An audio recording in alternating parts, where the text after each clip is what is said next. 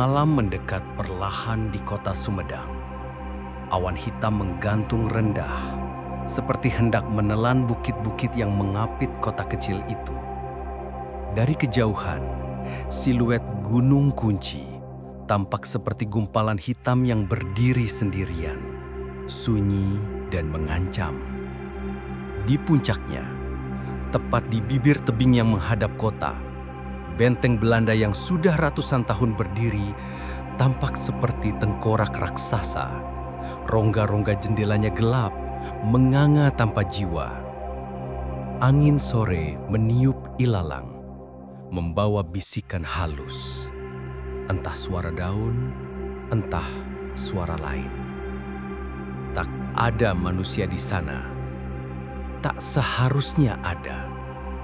Tetapi suara itu tetap terdengar.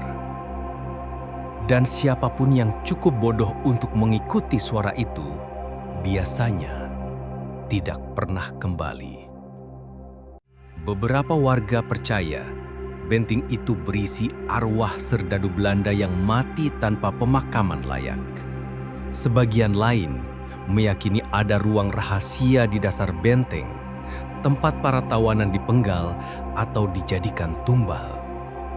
Namun di zaman serba modern ini, siapa yang peduli? Kecuali Damar Satya, seorang sejarawan muda berusia 27 tahun, lulusan arkeologi, keras kepala dan terlalu penasaran untuk kebaikannya sendiri.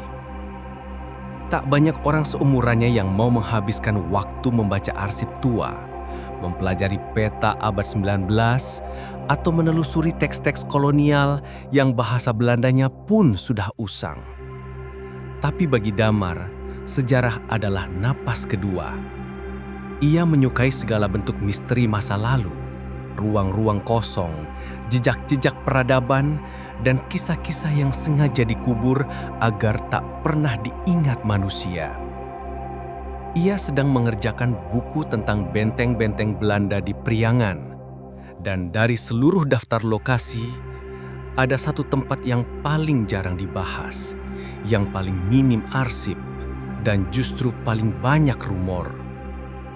Gunung Kunci, sebuah bukit kecil di pusat kota Sumedang, terkenal sebagai tempat wisata alam yang indah di siang hari. Namun, di malam hari, konon menjadi gerbang menuju dunia yang berbeda. Di sana dulu tempat penyiksaan tawanan pribumi, ujar salah satu dosennya dulu. Di sana banyak prajurit Belanda hilang tanpa jejak, kata penjaga museum ketika Damar melakukan wawancara. Dan di sana ada sesuatu yang lebih tua daripada Belanda, bisik seorang kakek penjaga hutan. Semua itu membuat Damar semakin penasaran. Ia menyiapkan buku catatan, kamera, sebuah perekam suara dan senter besar. Malam itu, ia berangkat seorang diri menuju kawasan Gunung Kunci. Bukan karena nekat, tetapi karena ia meyakini satu hal. Sejarah disembunyikan bukan untuk dilupakan, melainkan untuk ditemukan oleh orang yang tepat. Dan malam itu, hidupnya berubah untuk selamanya.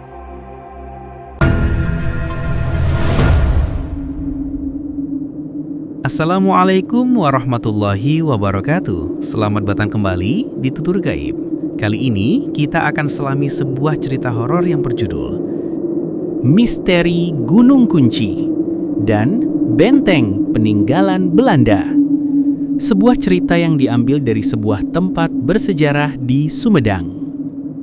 Tapi sebelum ceritanya kita lanjutkan, jangan lupa kalau kalian suka cerita horor seperti ini, silahkan subscribe channel ini, nyalakan loncengnya, tekan tombol like, tinggalkan komentar, dan share ke teman-teman dan sosial media kalian. Dukungan kalian sangat berarti untuk membantu berkembangnya channel ini. Semoga kita semua selalu dalam lindungan Allah Subhanahu wa Ta'ala, diberi kesehatan dan dilancarkan rezekinya. Amin ya Rabbal Alamin. Sekarang kita lanjutkan ceritanya. Selamat mendengarkan.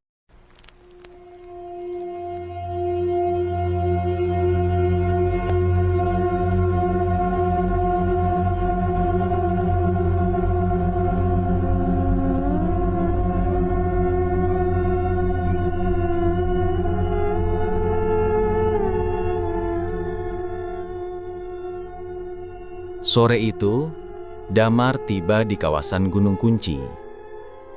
Gerbang masuk menuju Gunung Kunci sudah ditutup saat ia tiba. Namun, pagar itu bukan masalah besar. Damar sudah meminta izin dari pihak pengelola sebelumnya, walau tidak secara resmi.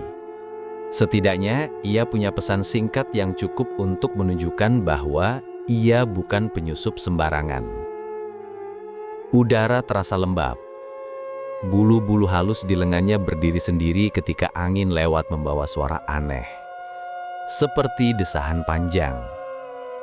Atau mungkin hanya suara dedaunan bergesekan. Hanya saja, ada satu hal aneh. Meski senja belum terlalu larut, kabut turun begitu tebal. Padahal Gunung Kunci bukan wilayah berkabut. Damar mengarahkan senter ke depan. Pepohonan menjulang bagai bayangan hitam yang siap merenggut apapun yang masuk terlalu dalam. Jalan setapak terlihat samar-samar. Tanahnya basah dan licin, seperti baru diguyur hujan. Padahal langit cerah ketika ia berangkat. Semakin ia melangkah, semakin kuat perasaan tidak nyaman menyelinap di dadanya. Seolah ada mata yang mengawasinya dari balik pepohonan. Ia menelan ludah. Tenang Damar, ini cuma bukit wisata, bukan hutan belantara. Gumamnya pada diri sendiri.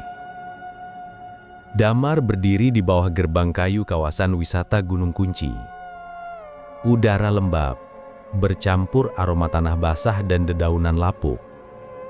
Ia memikul ransel kecil berisi kamera, buku catatan, senter, dan beberapa peralatan kecil untuk eksplorasi. Katanya sih bentengnya angker, tapi tempat begini justru menyimpan sejarah besar. Ia berbicara pada diri sendiri, kebiasaan buruknya ketika gugup. Langkahnya membawa naik menyusuri jalan setabak berbatu. Hutan jati mengelilinginya. Pohon-pohon kurus tegak berdiri seperti barisan tentara tak bersuara. Matahari hampir tenggelam, dan warna-warna langit memudar menjadi abu-abu muram. Semakin tinggi ia berjalan, semakin kuat perasaan aneh merambati tulang belakangnya. Seperti ada yang memperhatikan. Seperti ada yang mengikuti. Disusul suara samar seperti desahan atau bisikan. Damar berhenti. Napasnya tercekat. Ia mencoba merekam suara itu dengan ponselnya. Tetapi saat ia mengangkat ponsel, suara itu hilang. Seketika, tanpa bekas, hanya desiran angin yang terdengar. Aku baru mulai dan sudah begini, gumamnya sambil menghela napas panjang. Ia terus melangkah, tapi setiap langkah terasa semakin berat, seolah ada udara dingin yang menahan tubuhnya. Ia berhenti, menoleh. Tidak ada apa-apa, kecuali rimbunnya semak dan pepohonan gelap. Sugesti. Ia memaksa tersenyum. Tetapi angin tiba-tiba berhenti. Hutan seakan menahan napas. Tak ada suara burung. Tak ada suara serangga. Hening mencekam. Kenapa mendadak begini? Damar mempercepat langkah. Setelah beberapa menit, ia sampai di tempat yang ia cari. Benteng Gunung Kunci. Bangunan tua itu berdiri dengan dinding bata merah yang sudah menghitam. Lumut merayap di permukaannya, seperti urat-urat hijau. Beberapa bagian dinding pecah. Pintu-pintu lengkung dari batu hitam tampak seperti mulut setan yang siap menelan siapapun yang masuk. Damar menelan ludah. Indah, namun mengerikan. Ia masuk. Begitu melewati pintu setinggi 2 meter, suhu terasa turun drastis. Udara lembab merayap masuk dari celah dinding dan menguap seperti napas dingin.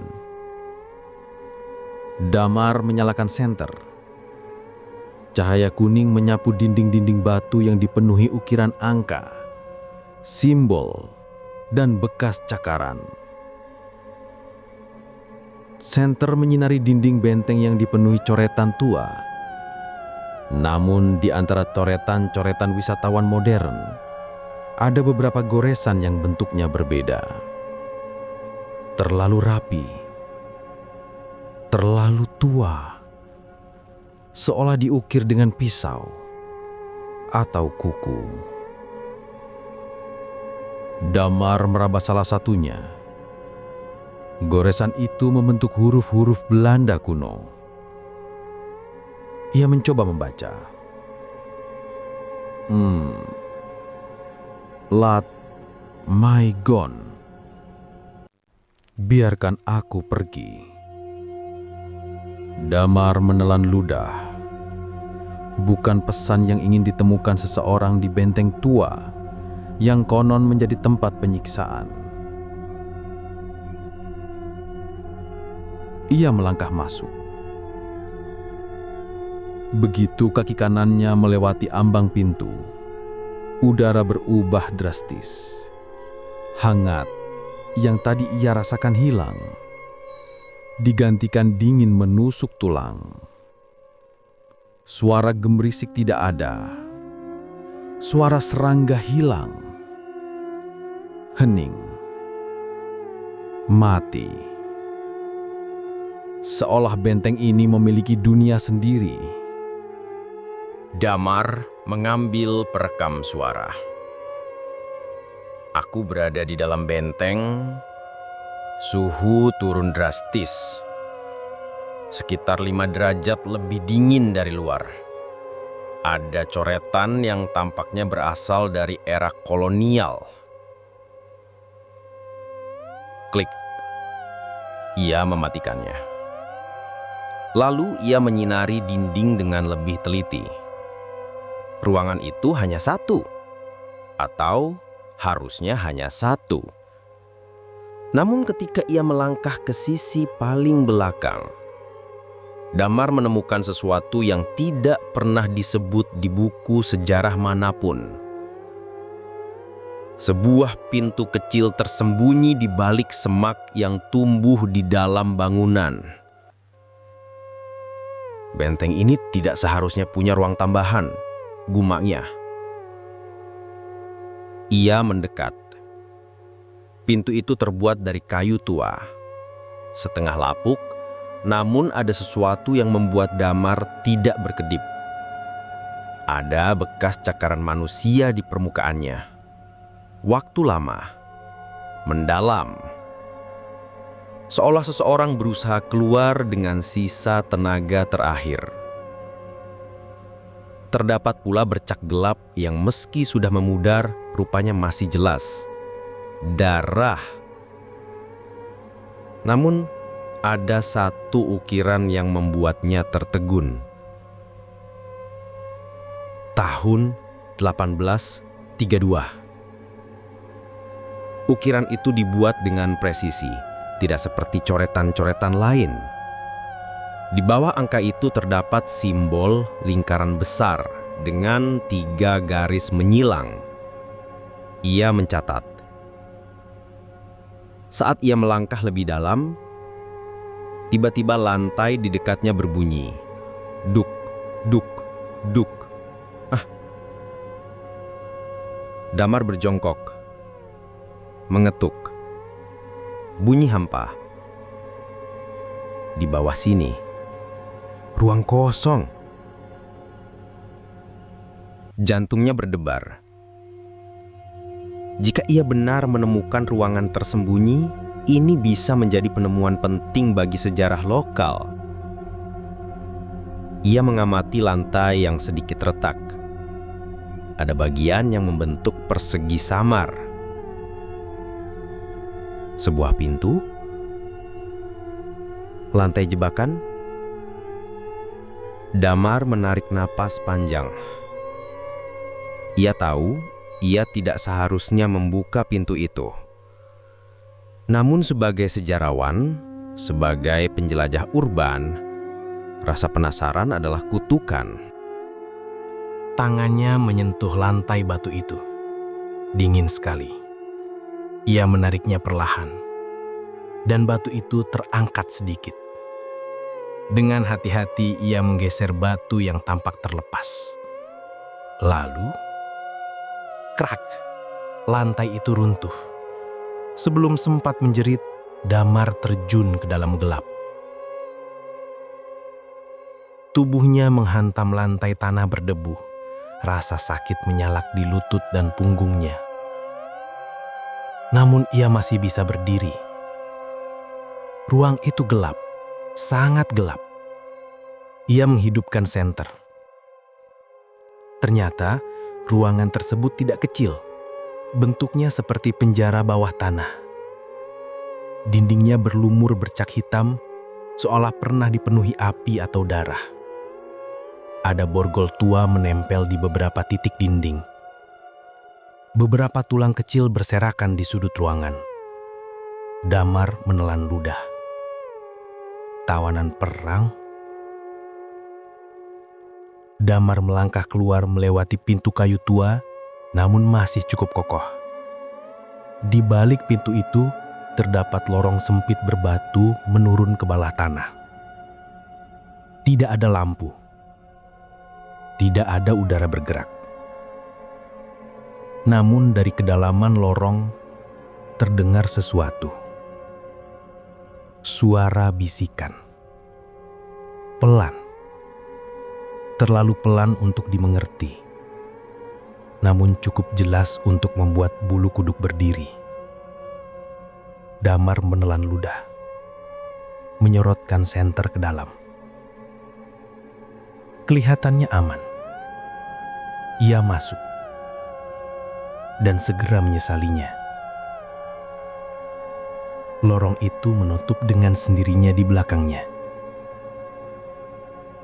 "Hei!" teriak Damar sambil memukul pintu dengan keras. Tidak bergerak. Seakan menjadi satu dengan dinding. Pamik mulai merayap di dadanya. Namun, ia masih bisa pikir jernih. Aku masuk sendiri. Jadi aku harus bisa keluar sendiri. Ia menuruni lorong berbatu sambil menatap sekeliling. Dinding-dindingnya dipenuhi ukiran. Tapi yang membuat Damar terpaku adalah bentuk ukirannya. Sosok-sosok manusia kurus, terikat, disiksa, dan di sudut ukiran ada simbol bulat dengan garis-garis melingkar, seperti matahari atau portal. Simbol itu muncul berulang kali, dengan gaya yang semakin lama semakin tidak wajar, seolah sang pengukir kehilangan kewarasannya. Lorong itu berakhir di sebuah ruang bawah tanah berukuran kecil. Ia melangkah lebih dalam, dan sinar senter menangkap sesuatu di tengah ruangan. Sebuah peti besi kuno setinggi lutut dipenuhi ukiran asing. Kuncinya hilang. Peti itu dipenuhi karat, namun terlihat seolah dirawat agar tak rusak sepenuhnya. Peti itu seakan memanggilnya. Damar menyentuhnya. Udara langsung menjadi dingin. Sangat dingin. Sekejap ruangan bergema oleh suara langkah berat. Duk, duk, duk. Siapa? Suara Damar bergetar. Langkah itu berhenti tepat di belakangnya. Ia berbalik cepat namun tak ada siapapun. Senter berkedip-kedip. Kemudian peti itu bergetar. Tidak mungkin. Damar mundur selangkah, tapi udara tiba-tiba dihisap ke dalam peti, seperti pusaran halus. Ruangan bergetar, simbol-simbol di dinding menyala merah gelap. Lalu peti itu terbuka dengan sendirinya. Bukan harta, bukan dokumen, melainkan sebuah jam kantong tua, perak tapi berkarat, dengan rantai pendek. Jarumnya berputar cepat tanpa arah, lalu berhenti pada angka 12. Dan tiba-tiba, dunia runtuh. Saat Damar membuka mata, ia masih berada di dalam ruangan yang sama. Namun tidak lagi gelap. Beberapa obor menyala di dinding. Ia berdiri perlahan. Hatinya seketika membeku. Borgol-borgol yang tadinya berkarat kini tampak baru. Lantai tanah tampak bersih. Dan terdengar suara lelaki berteriak dari kejauhan. Apa yang terjadi? Ia berlari ke arah suara itu, menaiki tangga yang sebelumnya tidak ada. Tangga menuju keluar. Begitu tiba di luar, Damar terhenti. Benteng Gunung Kunci kini hidup kembali. Bendera Belanda berkibar di menara. Puluhan serdadu berpatroli. Ada suara komando, ada kuda, ada teriakan tawanan. Damar tidak sedang berhalusinasi. Ia benar-benar berada di masa lalu. Tidak, ini tidak mungkin. Namun sudut mata Damar menangkap sesuatu yang membuat seluruh tubuhnya merinding. Jam kantong perak berada di genggamannya, masih berputar pelan seperti memiliki nyawa. Dan saat jarumnya bergerak 1 detik, semua orang di benteng berhenti bergerak. Pasukan membeku seperti patung. Burung yang terbang berhenti di udara. Daun yang jatuh terhenti di tengah angin. Damar berdiri di tengah dunia beku. Lalu, sesuatu bergerak di antara para tentara yang membeku itu. Sesuatu yang tinggi, kurus, wajahnya pucat, matanya kosong seperti sumur gelap. Serdadu Belanda, tapi bukan manusia lagi. Makhluk itu berjalan perlahan ke arah Damar. Setiap langkahnya menggoreskan suara aneh seperti tulang beradu. Mulutnya terngangas olah hendak mengeluarkan kata, namun tak ada suara jelas. Jangan buka. Damar mundur. Jangan buka apa? Makhluk itu menunjuk jam di tangan Damar. Jam berdetak keras. Tik, tak, tik, tak. Mendadak semua patung hidup kembali dalam teriakan serempak. Intruder, Pak Hem, tangkap ia. Serdadu-serdadu Belanda kini mengarahkan bayonet ke Damar. Wajah mereka gelap, sebagian seperti meleleh oleh api. Mata mereka merah menyala. Damar berlari. Langkah-langkah berat mengejar di belakangnya. Teriakan menggema di mana-mana. Ia berlari menuruni lorong batu, menembus pintu-pintu arch yang seakan berubah bentuk, kembali ke ruang bawah tanah. Tolong hentikan semua ini. Ia menatap jam kantong. Jarum jam bergerak sendiri. Tiba-tiba, dunia kembali runtuh. Damar kembali berada di ruang rahasia itu, namun kini tidak ada obor. Tidak ada cahaya, hanya kegelapan yang begitu pekat seolah hendak memakan tubuhnya. Ini apa lagi? Lalu ia mendengar suara itu. Suara langkah rantai. Pelan, diseret. Crek, crek, krek. Jangan mendekat. Suara Damar pecah. Dari kegelapan muncul sosok tawanan perang. Tubuhnya kurus tinggal tulang. Rantai masih melilit kakinya. Wajahnya rusak seakan diremukkan sesuatu. Matanya memandang kosong namun putus asa. Aku terjebak selama 100 tahun. Kau membuka gerbangnya. Gerbang apa? Gerbang waktu. Gerbang kematian. Semua satu di tempat ini. Lalu tawanan itu menunjuk dinding ruangan. Muncul ukiran yang tak dilihat Damar sebelumnya, yaitu lingkaran dengan 3 garis menyilang. Simbol pada dinding lantai atas. 3 garis, 3 era, 3 nasib. Suara tawanan itu melemah. Jika kau tak menutup gerbang, kau juga akan terjebak selamanya. Bagaimana caranya? Temukan artefak asal. Hancurkan sebelum menara jam berbunyi. Lantai bergetar. Tawanan itu menjerit sekaligus menghilang seperti debu. Damar menatap sekeliling. Pintu rahasia terbuka lagi. Ia masuk. Ruangan berikutnya seperti perpustakaan kecil. Rak buku tua berjajar dengan naskah-naskah berbahasa Belanda yang warnanya telah memudar. Namun satu hal yang membuat Damar merinding, semua buku itu ditulis dengan darah. Di tengah ruangan tergantung sebuah peta kuno yang menggambarkan Gunung Kunci dan seluruh bentengnya. Ada simbol lingkaran 3 garis menyilang di sebuah titik. Titik itu berada di bawah menara pengawas benteng. Artefaknya ada di sana. Begitu ia menyentuh peta, ruangan berguncang. Dari dinding muncul ratusan tangan pucat kurus seperti mayat. Mereka meraih udara, mencoba menyentuh Damar. Tidak! Ia berlari, menghantam pintu, keluar dari ruangan sebelum tangan-tangan itu menyerdap.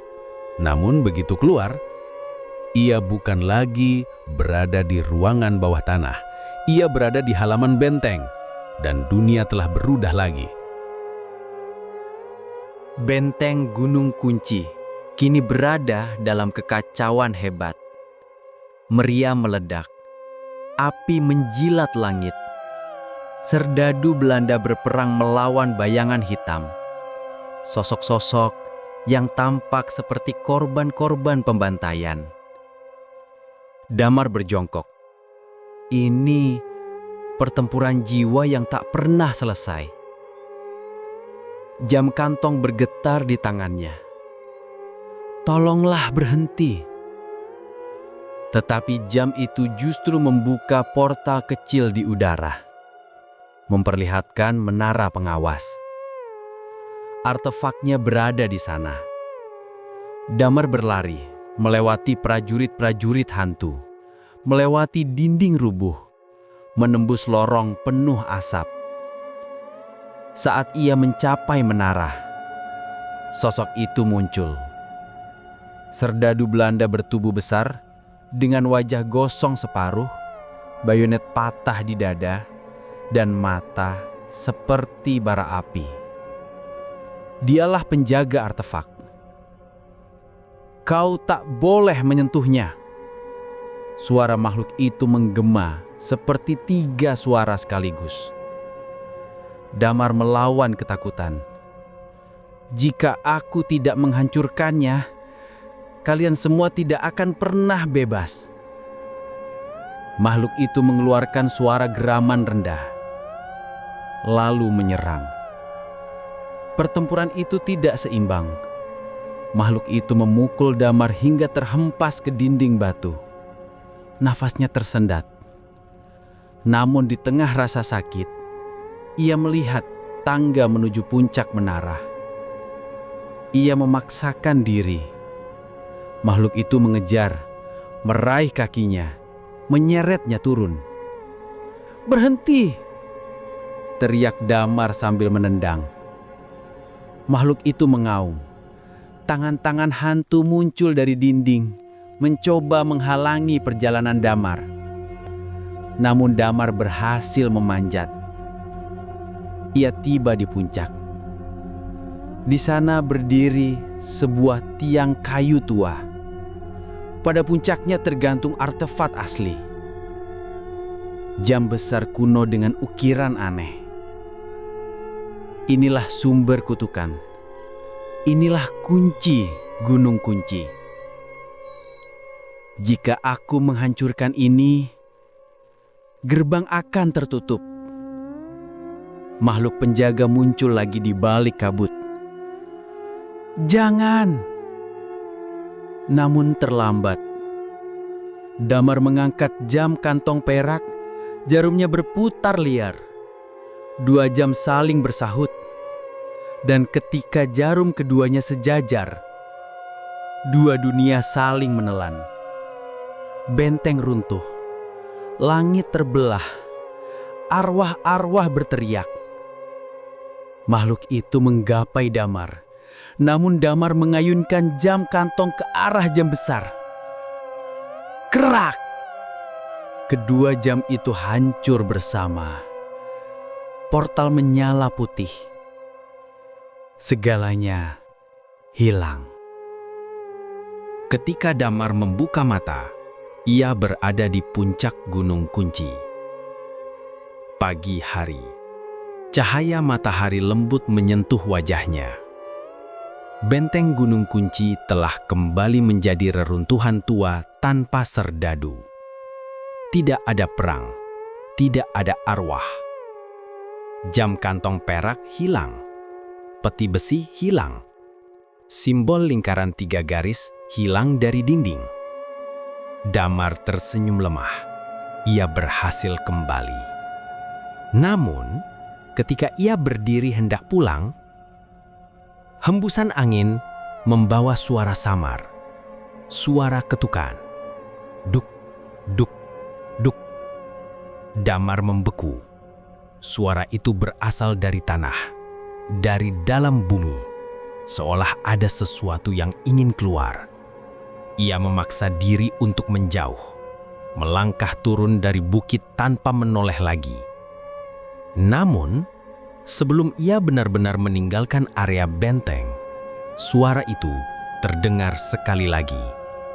Duk, duk, duk. Seperti suara jam tua yang mencoba berdetak kembali. Malamnya, di kamar kosnya, Damar menulis, "Aku tidak tahu apakah yang kulihat nyata atau hanya permainan waktu. Tapi, aku tahu satu hal. Ada yang masih terkunci di Gunung Kunci. Jika suatu hari portal itu terbuka lagi, aku harap bukan manusia bodoh yang menemukannya." Ia menutup buku catatan itu.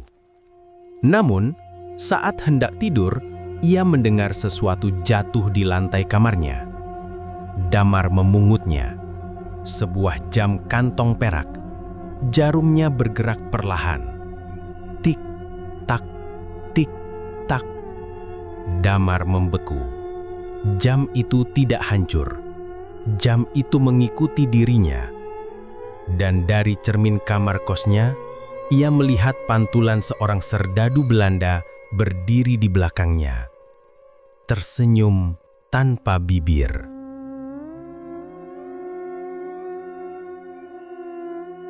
Terima kasih sudah mendengarkan kisah ini sampai akhir. Jika kalian suka cerita ini, silahkan klik tombol like, tulis komentar, jangan lupa subscribe dan nyalakan loncengnya supaya tidak ketinggalan cerita terbaru lainnya. Sampai jumpa di episode berikutnya. Wassalamualaikum warahmatullahi wabarakatuh.